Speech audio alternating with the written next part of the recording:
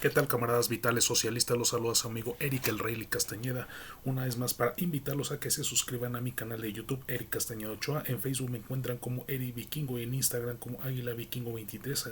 También en Twitter como Eric Castañeda. Espero estar en contacto con ustedes para seguirnos aventurando en este enigmático y maravilloso mundo de las ciencias sociales, específicamente de la historia tanto de México como universal.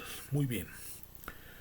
Hoy en Historia de México vamos a continuar hablando acerca de la Guerra de Reforma. Sí, que para entender la Guerra de Reforma es importante a través del personaje principal, que es uno de los grandes íconos de la historia de México, como lo es Benito Pablo Juárez García, quien ya habíamos mencionado en la sesión pasada importantes aspectos de su vida personal, es decir, datos biográficos y en los cuales, siendo alguna, lo llevaron a convertirse en uno de los más icónicos personajes de la historia de México de todos los tiempos. ¿Sí? Como les decía, la, la guerra de Reforma fue un conflicto desatado entre dos grupos antagónicos liberales y conservadores, esto a raíz de la publicación de las leyes de reforma en la vigente Constitución de 1857, la recién promulgada Constitución del 57, toda vez que se logró derrocar el mal gobierno de Santa Anna, se elabora una nueva Carta Magna en la cual se retoman artículos de la Constitución que el propio Santa Anna había derogado, como lo es la Constitución de 1824, que fue la primera del México independiente. Esta del 57 ya fue la segunda constitución ya de esta nueva república independiente, en la cual se establecían las bases, o sea, cuyos contenidos principales eran las leyes de reforma, que eran al mismo tiempo la conocida también como la ley Juárez, en la cual Juárez establecía la igualdad de justicia para todos y cada uno de los individuos sin distinción alguna de clases sociales ni razas. Al mismo tiempo estaba la ley Lerdo, en la cual se proponía la desamortización, es decir, la exclusión de todas las propiedades pertenecientes a la Iglesia Católica, que se estaba haciendo cada vez de mayores riquezas. Y esto a costa de la manipulación de la gente, así como también su intervención directa en la política, que eso sí que no era del agrado de este emergente grupo liberal. Y por otra parte estaba la ley Iglesias, hecha por José María Iglesias, en la cual establecía que la base principal de esta reforma, que era la separación total de la Iglesia y el Estado. Entonces eso causó un enorme descontento, dividiendo al país en dos grupos, liberales y conservadores. Y esto,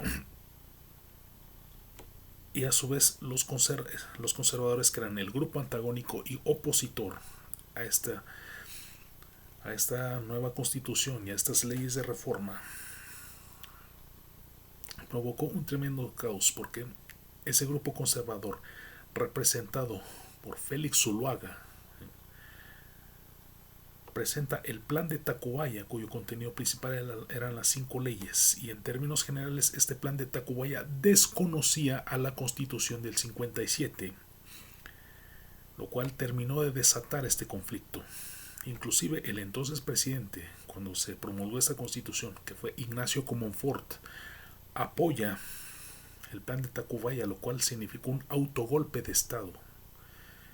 Entonces hubo un vacío de poder y con ello se nombra a Juárez como presidente de la República, toda vez que al haber sido presidente de la Suprema Corte de Justicia, automáticamente se convertiría en el sucesor del presidente en funciones, toda vez que pudiera presentarse alguna eventualidad. Y efectivamente Juárez asume la presidencia de la República y durante ese primer mandato no solo, no solo pone en vigor lo que es la aplicación de las leyes de reforma que el grupo conservador, que fue su enemigo acérrimo, así que su principal oposición, mostró un descontento total. O sea, se mostró una absoluta inconformidad.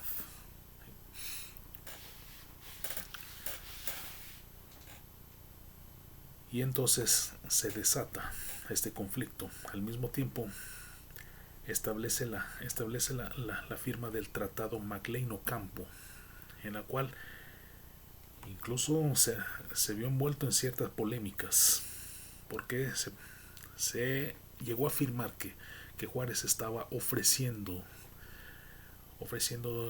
parte del territorio mexicano a los Estados Unidos, lo cual fue una contradicción, porque Juárez con ese tratado simple y sencillamente ofrecía el libre tránsito de los norteamericanos por el territorio del Istmo de Tehuantepec, lo cual autores como Justo Sierra y José Vasconcelos lo catalogaron como de una traición a la patria, como de la eterna servidumbre, siendo que Juárez pedía apoyo del gobierno de Estados Unidos en este desatado conflicto de la guerra de reforma entre liberales y conservadores. Al mismo tiempo, la contraparte, que es el grupo conservador, firman el tratado Mon-Almonte, en el cual los conservadores hicieron un llamado a las monarquías europeas que lo apoyaran en esta lucha, toda vez que se habían enterado del nexo del presidente Juárez con el gobierno de Estados Unidos. Y en este tratado, Mon-Almonte, que por cierto, Almonte porque tiene el nombre de Juan Nepomuceno Almonte, hijo de Morelos, por cierto, y un claro ejemplo que de una rosa nació una espina, porque mientras Morelos fue la figura más representativa de la guerra de independencia, su hijo Juan Nepomuceno Almonte fue la otra cara de la moneda, fue uno de los más férreos opositores al gobierno de Juárez. Entonces solicitaban préstamo a las monarquías europeas para poder hacerle frente al gobierno de Juárez, y les pagarían esa deuda una vez que ellos hayan ganado la guerra de reforma, lo cual no sucedió así. Y más sin embargo, los conservadores pierden la guerra y queda la deuda. Entonces así, y la deuda pasa entonces al gobierno liberal de Juárez. Es así como se dieron ese tipo de situaciones. Pero aquí lo importante a recalcar es cómo se desarrolló esta guerra de reforma, suscitada a raíz de la promulgación de estas leyes de reforma, valga la redundancia, del grupo liberal. Conocida entonces esta guerra como la Guerra de 3 años, porque fueron 3 años que se enfrascaron en cruentas batallas, hasta la batalla de Calpulalpan, en la cual los liberales le propinan la más severa derrota a los conservadores. Primero que nada es importante destacar quiénes eran cada uno de ellos. Primero que nada, los liberales, entre los cuales se encontraban, aparte del propio Juárez, estaban Melchor Ocampo, Ignacio Comonfort, Juan Álvarez, Santos Degollado, Manuel Doblado, Jesús González Ortega, Guillermo Prieto, Gabino Barrera. quienes en términos generales buscaron hacer realidad el sueño de la guerra de independencia, es decir, que se le diera forma y fondo a ese objetivo, que era lograr una república libre, democrática, con igualdad entre individuos, que todos gozaran de las mismas garantías individuales. Es decir, un gobierno verdaderamente representativo y democrático. Por eso el término liberales, porque se pronunciaban por la libertad de los individuos, de los ciudadanos. Mientras que los conservadores eran la otra cara de la moneda. Justamente con el plan de Tacubaya, las 5 leyes, buscaban que se le restablecieran los privilegios a la Iglesia Católica, así como también consideraban incapaces a los mexicanos de gobernarse a sí mismos. Exactamente la misma línea que seguían tanto los realistas como los centralistas. En este caso eran los conservadores ya en la guerra de reforma, que incluso hasta proclamaban ser gobernados por una monarquía, es decir, un gobierno central, y por ende estaban apoyados por las altas clases privilegiadas. Y qué decir de la misma Iglesia Católica. Entonces estábamos hablando de un neofeudalismo, pues en ese sentido. Entonces defendían la ideología de un gobierno monárquico de centro, o sea, buscaban regresar al viejo régimen colonial. Es por ello que Juárez se refería a los conservadores como los cangrejos, porque iban para atrás, estaban retrocediendo total, siendo que el plan de los liberales era avanzar, o sea, darle un nuevo rumbo al país y transformarlo. Por eso es que esta guerra de reforma fue la segunda transformación del país.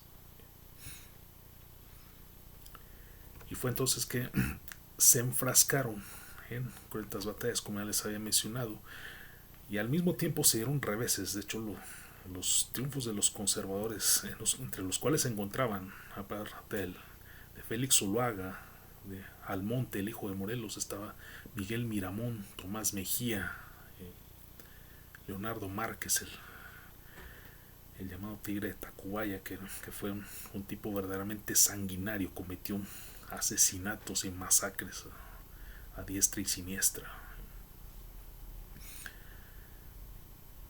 Entonces, como les decía, se enfrascaron en cruentas batallas en las cuales primero los conservadores fueron obteniendo triunfos importantes, lo cual ocurrió que Zuluaga se proclamara presidente de la República, tras que al mismo tiempo el gobierno de Juárez fuera itinerante, o sea, fue nómada, o sea, se fue estableciendo su gobierno en diversos puntos estratégicos de la República, ¿no? Que es Guanajuato, Veracruz, y San Luis Potosí, o sea, en la parte del Bajío. Entonces, posteriormente se fueron reorganizando los liberales, a tal grado de, como les decía, fueron adquiriendo más fuerza, fueron teniendo más triunfos, siendo el más definitivo el de la batalla de Calpulalpan, donde terminan derrotando los liberales a los conservadores y se da el triunfo liberal, ¿sí? En 1861. Es así como se da esta etapa importante de la segunda transformación del país, como es la guerra de reforma. Muy bien, saludos. El rock es cultura. Mi muñeca sintética huele a resistol.